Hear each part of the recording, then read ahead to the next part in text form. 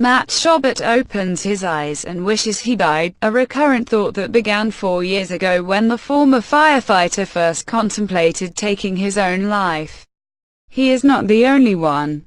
Some of his comrades suffer in silence, and some end up committing suicide. Fighting forest fires such as those that have ravaged the western regions of the United States this summer means days that are both exhausting and interminable. While the death and destruction weigh heavily on the minds of those tasked with stemming the flames, California has seen 5 firefighters die battling the flames so far this year. Across the entire country, that number rises to 64, according to official figures. According to Jeff Dill, whose Firefighter Behavioral Health Alliance (FBHA) group helps those struggling with depression or post-traumatic stress disorder, also known as PTSD. That figure does not include the 45 who killed themselves in 2018. We are expected to act brave, strong, courageous to help, do not ask for help, said Dill, a retired firefighter, whom Matt Schobert called when his thoughts turned toward a bridge in San Diego. Schobert, 56, was overseeing a cleanup in the middle of nowhere. The brush was dry and combustible. Perfect tinder for a fire forest. In a freak accident, the blade of commercial-grade mower hit a rock and fired it like a missile into his jaw.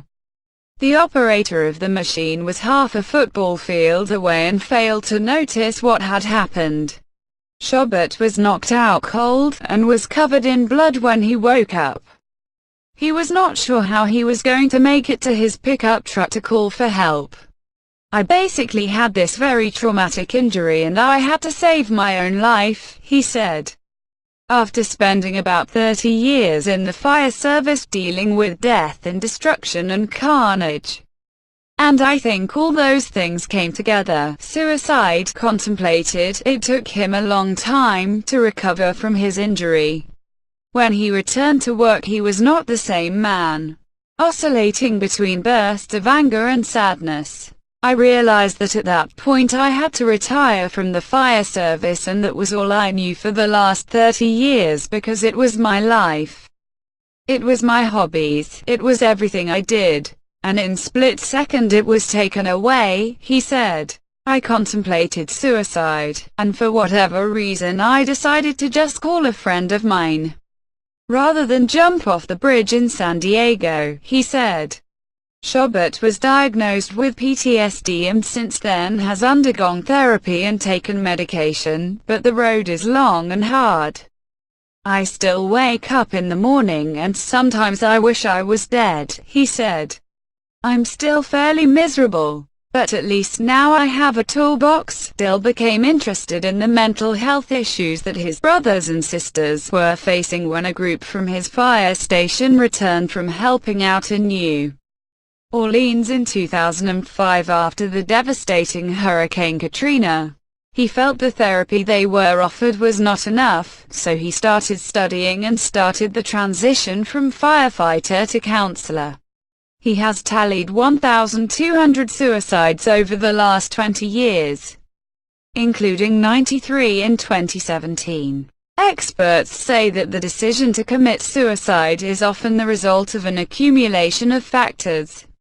That is what happened with Mike Bilek.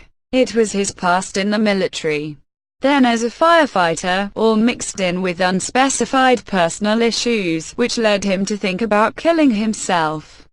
At one point, I was getting into such a dark place that I started to have those thoughts of suicide, he said.